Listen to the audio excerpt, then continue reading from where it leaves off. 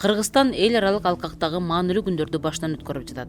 Алдыда Шанхай кызматташтык уюмуна кирген мамлекеттердин президенттеринин отуруму күтүлүүдө. Учурда болсо Монголия, Кытай, Ауганстан, Өзбекстан, Казакстан президенттери жана Индиянын премьер-министри Бишкекке келишти.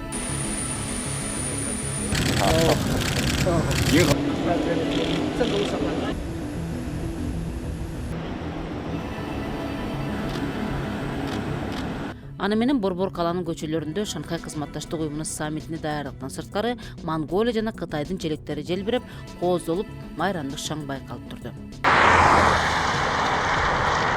Анткени Монголиянын мамлекет башчысы расмий сапар менен келсе, Кытай Эл Республикасынын төрагасы мамлекеттик сапар менен Бишкекте жүрөт. Алгач мамлекет башчысы Сооронбай Жээнбеков Монголия президентин жылы төсүп алып, протоколго ылайык түрдүү форматтагы жолугушууларды өткөрүп, бир катар маанилүү документтерге колдор коюлду.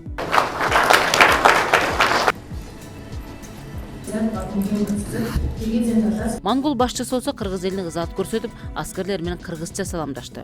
Президент өзү да кыргызга түспөлдөш экен деген талкуулар социалдык тармактарда жүрүүдө. Салам, аскер!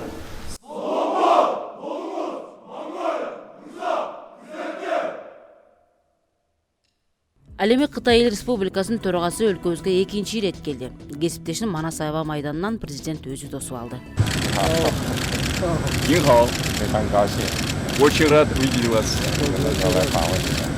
Аларча мамлекеттик резиденциясында Кыргызстандын президенти Сооронбай Жээнбеков Кытай Эл Республикасынын президенти менен жолугушуу өткөрүп, алар кийин чогуу билдирүү жасашты.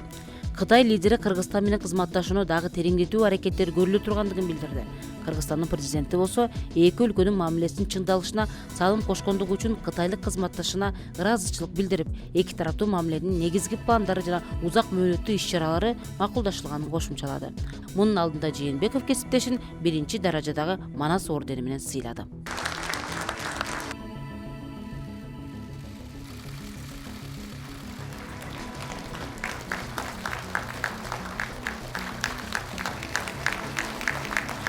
Тышкы иштер министрлиги кабарлагандай, жолугушуунун жүрүшүндө эки өлкөнүн ортосунда кызматташтыкты өнүктүрүү талкууланды. Анын жыйынтыгында 20га жакын документке кол коюлмакчы. Шанхай кызматташтык уюмунун курамына кирген мамлекеттердин башчыларынын саммити 13-14 июнда өтөт. Жыйын соңунда уюмга төрагалык кылуу милдети Кыргызстандан Орусияга өткөрүлүп берилет. Саммитке Орусиянын, Индиянын, Казакстандын, Кытайдын, Пакистандын, Тажикстандын, Өзбекстандын, Афганистандын, Белоруссиянын, Ирандын, Монголиянын лидерлери келишти. Алмазбек Атамбаевди кол тийбестиктен ажыратуу боюнча сунушту Жогорку Кеңештин 60 депутаты колдоп кол коюп берди. Эми маселени бул боюнча түзүлгөн атайын комиссия, анан жалпы парламент карашы керек. Демилгечилердин бири депутат Канатбек Исаев билдиргендей, парламенттин 3/2 тагыраагы 80 депутат колдосо, анда Атамбаевдин кол тийбестиги алынып салынат да, башкы прокуратура ага карата тергөө иштерин жүргүзө алат. Айта кетсек, экс-президенттин ушул жылдын 8-июндагы сүйлөгөн сөзүнө депутаттар баа беришти. Бирок айрым эл өкүлдөрү маселе жеткиликтүү талкууланбай калды деген пикирди ортого салышты. Кече айтылган сөздөрдүн бир дагы коррупцияга шектелген сөздөрдүн баарынын биринде дагы далил жок. Далил болсо алып келгиле, аны шашпай эмоциясыз карашыбыз керек. Болгону мага айткан ушул кишилер айтып атат, силер дейт баягы разборка эле кылдыңар дейт. Разборка кылып бир ойлоп чыккан аргумент менен расправа кылганга аракет жасап атасыңар дейт. Мен айтат элем, Соломондун шекегине жазылгандай бул дагы өтөт. Вакыт таразалайт. Парламенттин жыйынында эл өкүлдөрү ызаланышып, көңүлүндөгү болгон ойлорун айтып алышты. Айрымдары 180 градуска бурулуп, башка бир масканы кие калганын депутаттар өздөрү эле айтып чыгышты. Ал эми биз чимкирик эмеспиз, биз элитабыз деген Кожобек Рыспаевдин билдирүүсү коомчулукта катуу талкууну жаратты. Депутаттар жакшы элита экен, интеллигенциябыз дегенде эмне болот деген посттор социалдык түйүндөрдө жазылууда.